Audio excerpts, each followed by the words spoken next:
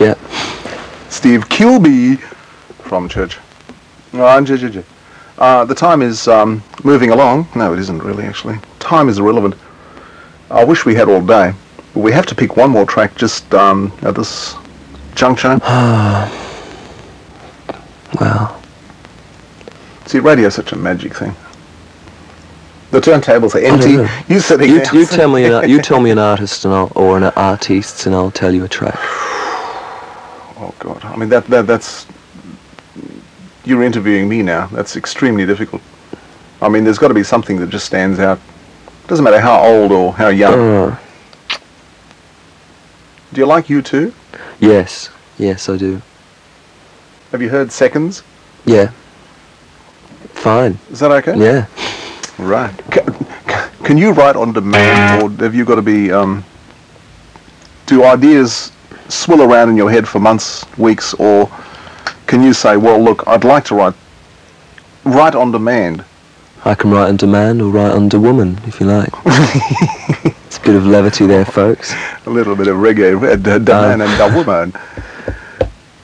No, it's like sometimes. What do you mean? Well, if you were confronted with a situation where you had to produce, you had to have an album out within a specified time, and you had to do it, could you do that? Yeah. You could? Yeah. How are all these, this pile of records here?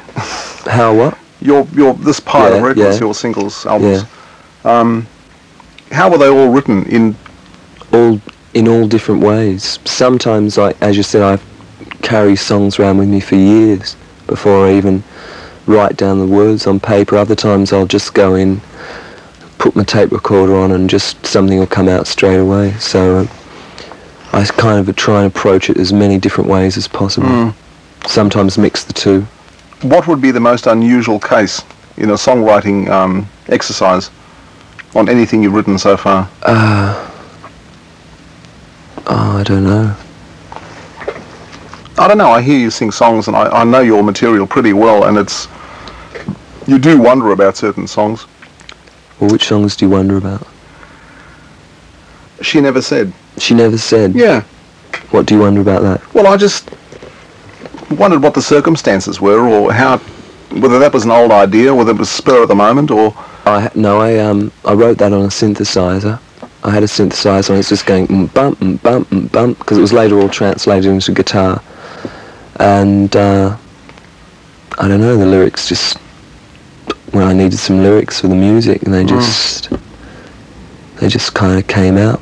How do you write? You said synthesizer? Yeah, I write a lot of songs on the synthesizer, and then translate them onto guitar later. God, that's amazing. I would never have pictured that. Yeah. I thought you'd be sitting under an apple tree with a cup of coffee and with an old piano. No, I've never written songs on piano. I've never written a song on the piano. You play the piano though, don't you? Not very well at all. Very badly. What was your first instrument? Bass guitar. My God, you're a typical bass guitarist. Yeah? In temperament, I'd say so. There was the moody ones. What's your favourite track off the entire church repertoire? That's not a fair question. Oh no, it's not. I'm going to play my favourite, Too Fast for You. Well, there are so many, but I've got to play that. Marty and Peter hate that song. They don't like it? No. Why? I had to battle with Peter to ever play it on stage. I used to say, how about we do Too Fast for You tonight? And Peter say, I hate it. Marty say, I hate it. And I'd say, the people want to hear it. And they'd sort of say, too bad for them. You pick one. Go on, you pick one. What, you want me to pick a track by us to play? What's one that doesn't get played very often? Here's the track that doesn't get played very often by the church. What about Now I Wonder Why off of Seance? I'm sure that's going to be a sort of a much neglected track. Okay. Seance. Where from? Seance. Why Seance? Why is it called Seance? Yeah.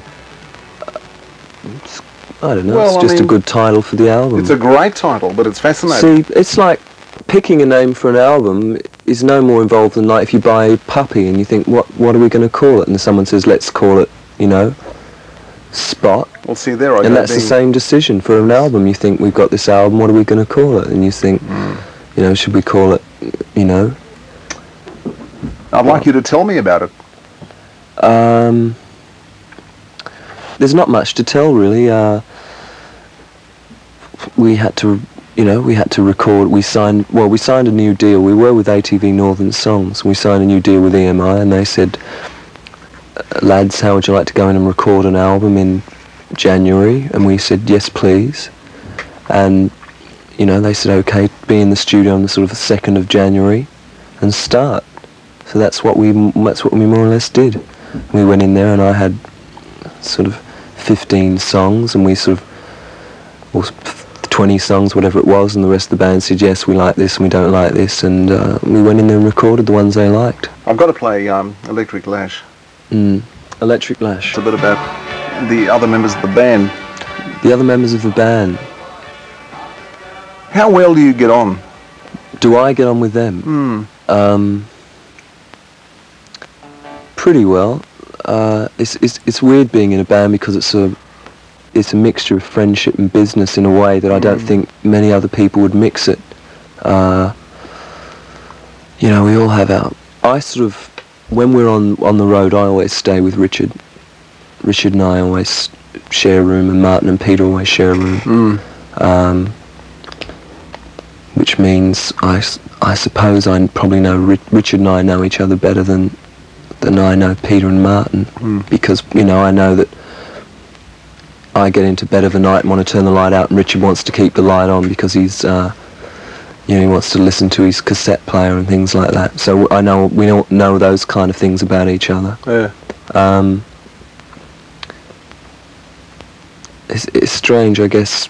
We're like brothers in a way, because we're thrown together all the time, even when you don't want to be. Even when it's horrible when you've just had a big argument with someone. You've said, you know, where you'd normally say to someone, I don't want to see you for at least a month.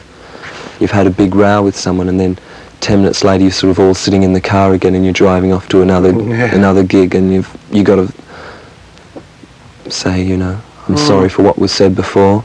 Let's carry on with it. Yeah. When I was a kid, you'd look at the Beatles, or, you know, arriving on an aeroplane. You think, wow, it must be fun going around the world with 3 other guys. It's sort of doing what you like, but and we know each other sort of so well that the 4 of us can be together and sort of still feel lonely, because you know everything about them, they know everything about you, so you need that. You need the other people in your life. You can't just do it with just the band. Do you find touring hard?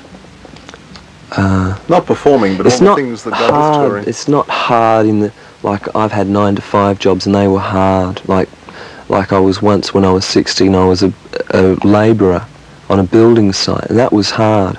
That was like getting up at 8 o'clock in the morning, going along, lifting tiles and digging holes and running over the road and getting people's lunch. That was really hard.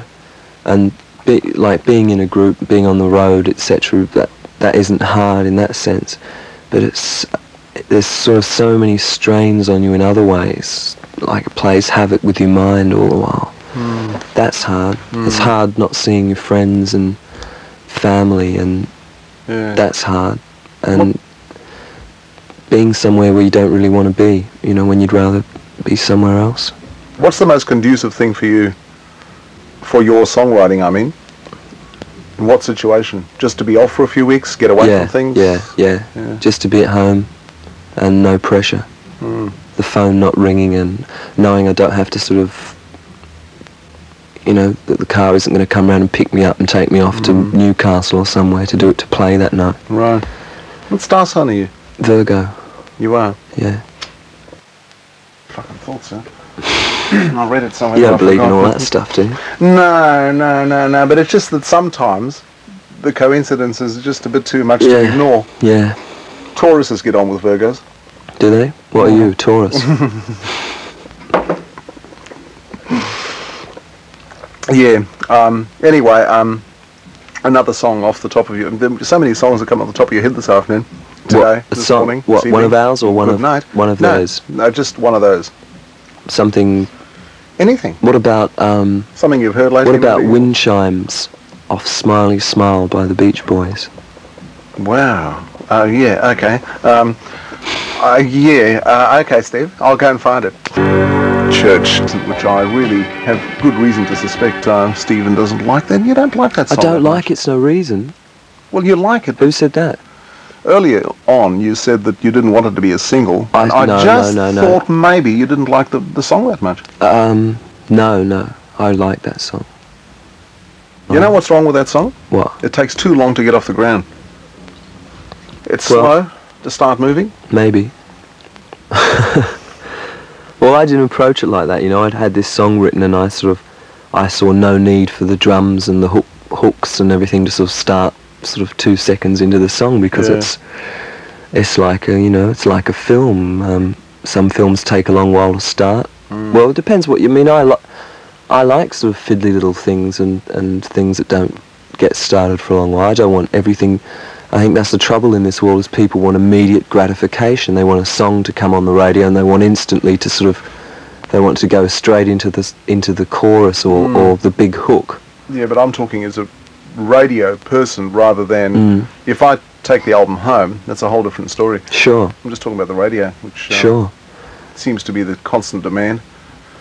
Grabbing people immediately or losing them. Well, the church aren't about grabbing people immediately.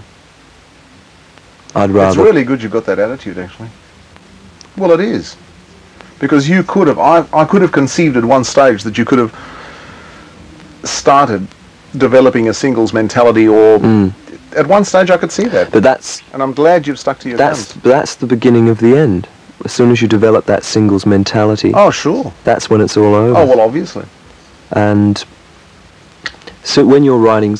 I mean, the ridiculous situations, when you're writing songs for the radio stations, that's just stupid. Sure. And doesn't it show? It does show. I still would like another Too Fast for You soon. God, I love that song. Write it yourself. How many bands did you meet?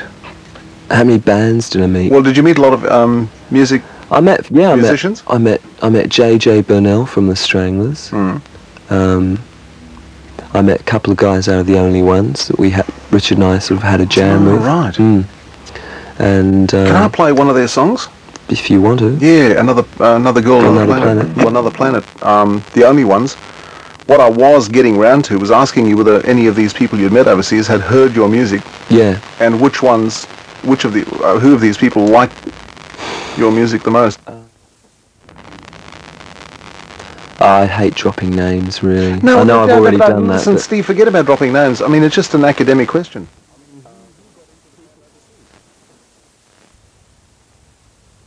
An underground kind of thing over there.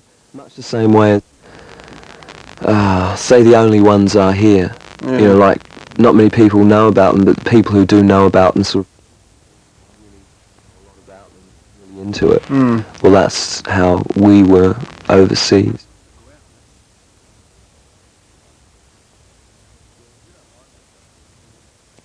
Not at all, that is that that's all we're ever going to be, and that's all we want to be. What would you like to achieve, though? I like to become a nicer person. I like to care about things more. I like to learn to play a few different instruments, maybe learn a few languages. Timely process. Yeah, well, I'm not very good at many things. I can't do many things. I can't, I couldn't fix my car if it broke down, things like that. I like to be good at those kind of things because they're important to me. I'm impressed by people who are good at sort of mechanical things, and like I'll walk along the street and watch people building houses because that interests me. It's something I couldn't do. Well, with all due respect, I'm wearing the overalls. And you don't strike me as a mechanical person. No, but that's disappointing that I'm not, because I'd like to be. I can't do any work on my own guitars. There's so many things in this world to know about, and all I know about is sort of just this narrow little confine. Do you think you'd have to be out of the band to pursue these things, or can you can you combine both? Well, a really conscientious person could do it, no matter what the situation. I mean, no matter where you are, you can have a book and you can be reading things or observing things. But being in the band just sort of gives you an excuse not to sort of try and broaden your horizon, and you become the little king of your own situation, which I find within my own little situation, I'm the master of that, and I've always been very shy about meeting new people. I don't like to do it, and you're in a band and everyone knows you and you know all of them, and you're in on all the jokes and you're the hub of all the activity, and it's very, very hard to step outside that and sort of be a no one, and not to be the master of the situation. And the longer you stay in the band situation, the harder and harder it becomes to step outside and and to be a nobody, to be a face in the crowd. Being in the band obviously must offer you some form of security.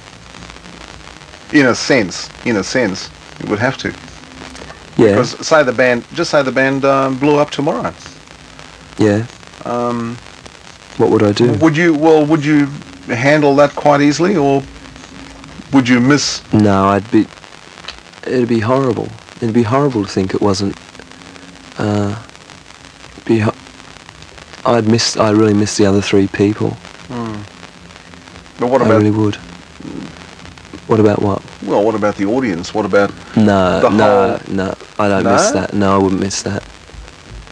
What does it mean? I mean, once upon a time I'd stand there and watch someone playing a band and think, that's what I want to do. I want people, I want to do that. But as a performer, don't you feel anything for the applause? Like it's an age-old thing I'm giving you here. I'm not hooked on that at all. But when you perform and perform well, and the audience goes off their heads, don't you feel something? You don't?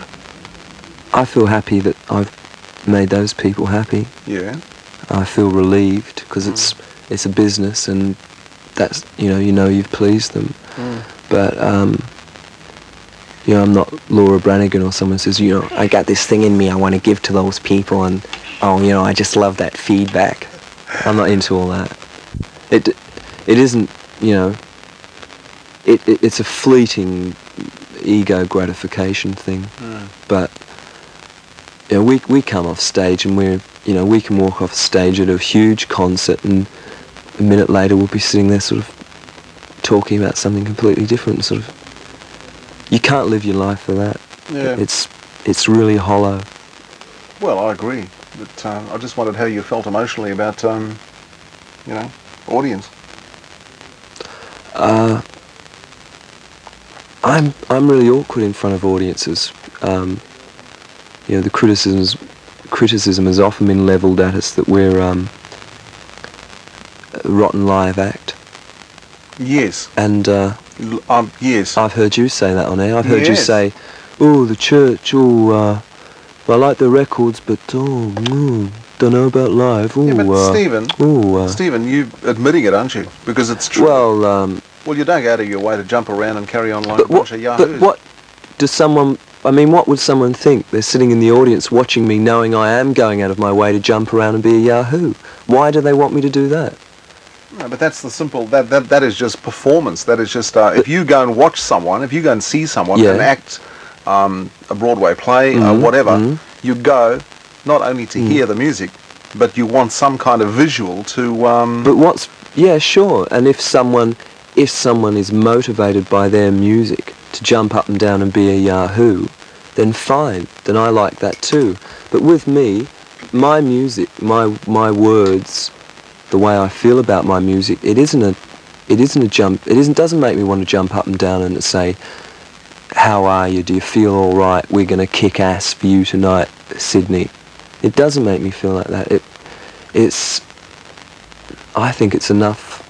Sure. It's that Okay. And no one in the band. Richard is getting into that kind of thing. Like in the last concerts we've been in, Richard's been sort of getting up from the kit and playing the guitar, and he's getting sufficiently excited by it to do that. Well, that's his trip. But as far as I go, people say, why aren't you more aggressive with the audiences? Why don't you talk to them? No, but look, hang on. But talk to them about what? You know? Look, performance, what you actually exude on stage. You want right? you want us to act? No, not well, no. Because it would be an act for me. To a degree, yes, but if you just give the audience something to go away with visually, it's got to be part of your personality. If your personality is just to do what you're doing... What does Bob Dylan do visually? He doesn't... I've never seen Bob Dylan jump up and down. Yeah, but you attract a much younger audience, and very often those people are, you know... Well, then they would see us and think... Into dancing. Sure. I spoke to a few very lovely ladies last week who are really into your music, and they went to a concert a few months ago and felt that they just couldn't... They wanted to dance, but they couldn't, because the audience wasn't into it, and that was the vibe that the band had put on the audience, because everything was there to get up and be extrovert and dance, but it just wasn't you, you know? You have to generate that, but I'm not saying you have to. All I'm saying is that if it's natural, sure. Well, if you're not that kind of band, fine. We're not, no. That's it. I refuse to live out somebody else's preconceptions of what someone in a rock and roll band, whatever that means, should do on stage. Have you seen videos of yourself? Yeah. Live, you mean? At concerts? Yeah. What do you think? Quite satisfactory. But I don't see it. I don't see myself as an entertainer. I see myself as a poet. No, not as a poet. Well, I was through that. Poet's a weird irritate word. You, yeah, poet's a weird word. No, I just see myself. Look, all I am is I write songs and the band plays them. If people want to come along and hear those songs without trying to put some kind of preconception onto us, misconceived preconception. Yeah. Like, well, I got a letter last week in our mailing list, and someone said, why aren't you more like the Radiators? You should go along and see the Radiators and take a leaf out of their book. They know how to entertain an audience. Now, as much as I like the Radiators, how silly would it be for me to go along and say, well, this is what they do and that's how they're successful. This is how I'm going to behave. I mean, it's silly, and I'd be acting, and I've already said I don't want to go through those kind of charades, because ultimately they're hollow and people see through them, and it's really, it totally takes away from the sincerity in which the music is kind of conceived and recorded.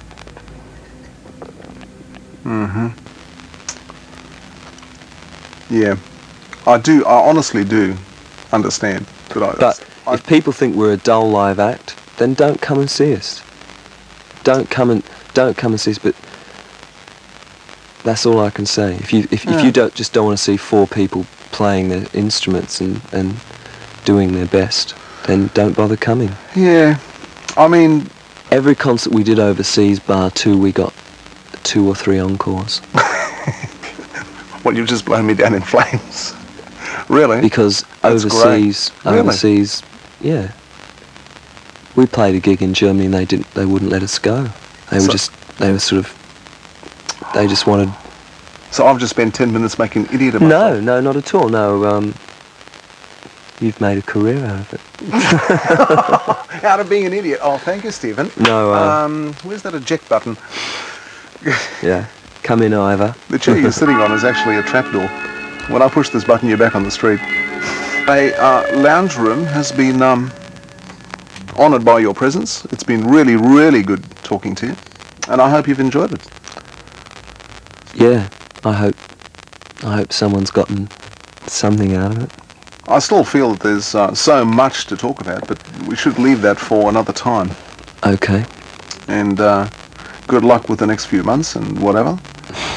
We'll need it, yeah. Learn to be a mechanic. Paint. Speak French. By the next time you come in, you should be speaking French, Greek, German, and Italian. Yeah. Anything you'd like to say before I go? This is the cherry on the top. Turn the television off, and if you're listening to our music and you're at all interested, just approach it with a sense of humour, because we get a really big laugh out of this. We really do. I think it's not meant to be serious or depressing or doomy or deep and meaningful or anything like that. It's just it's just there to be enjoyed. That's all. That's church.